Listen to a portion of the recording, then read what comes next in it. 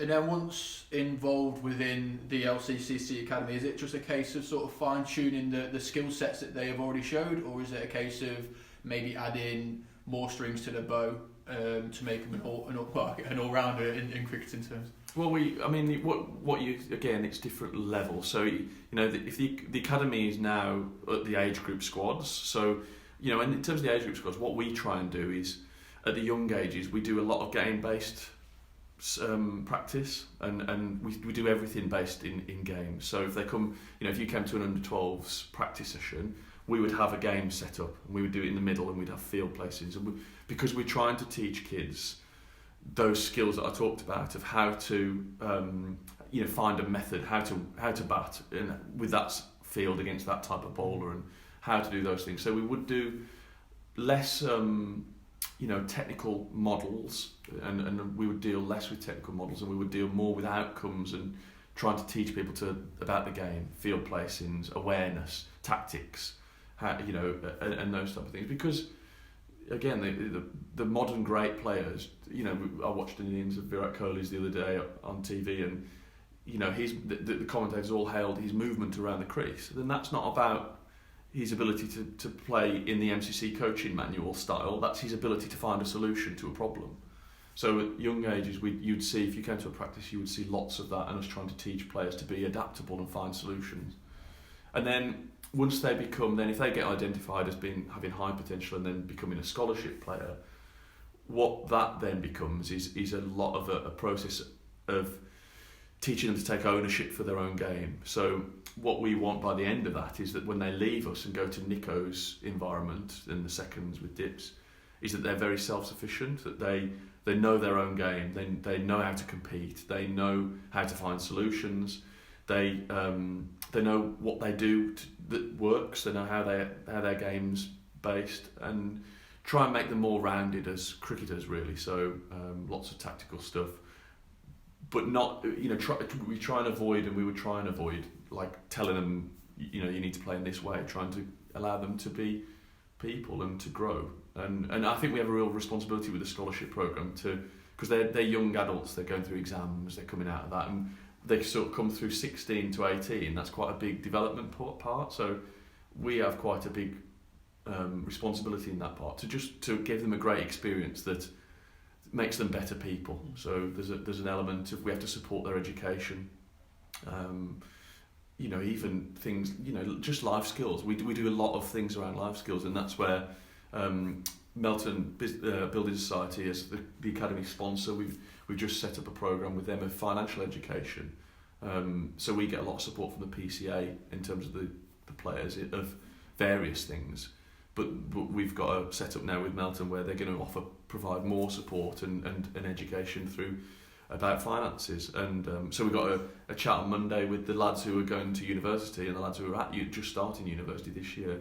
We're doing a seminar on student finance and how to manage your finances and those type of things. So it's a really broad, diverse programme, really. But ultimately, we want self-sufficient cricketers at the end of it to be able to hand over to Dips and go, look, here you go. He's not the finished article by any means, but he's going to be able to look after himself and he's going to develop himself and really move forward. Yeah, and I think that sort of brings me on to my next question, actually, obviously, as head of the academy yourself.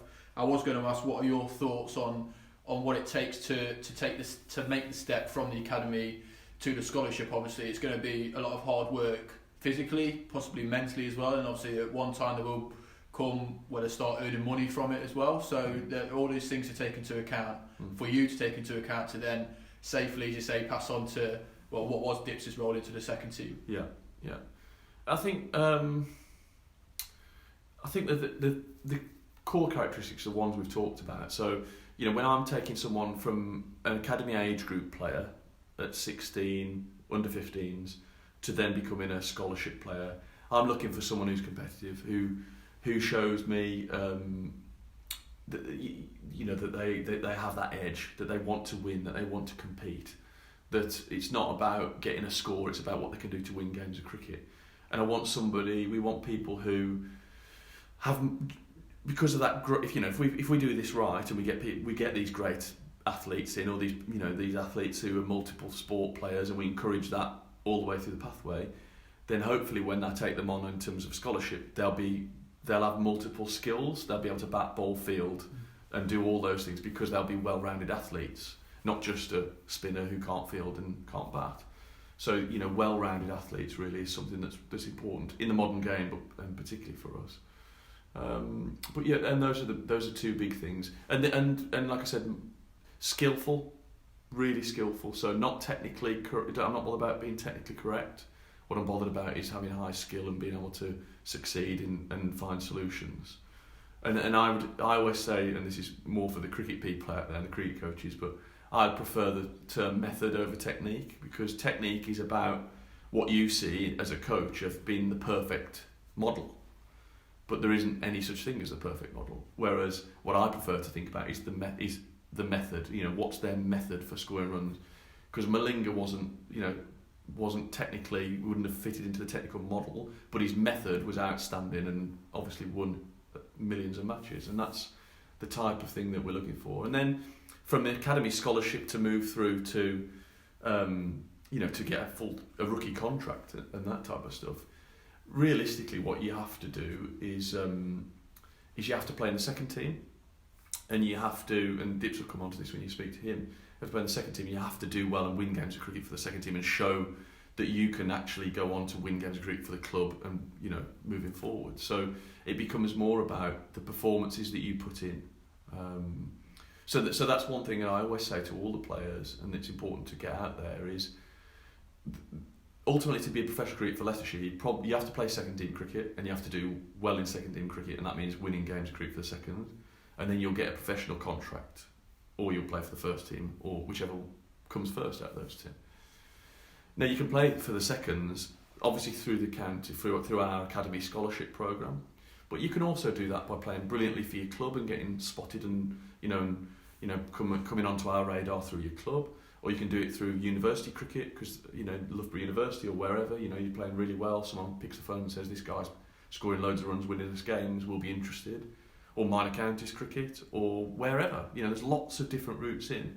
So the academy scholarship is basically there to give people an opportunity to develop as people, but that's not the only way in. And I'd encourage anybody who, you know, people not to think of it as just being a linear route that you go academy, age groups, academy scholarship, professional contract.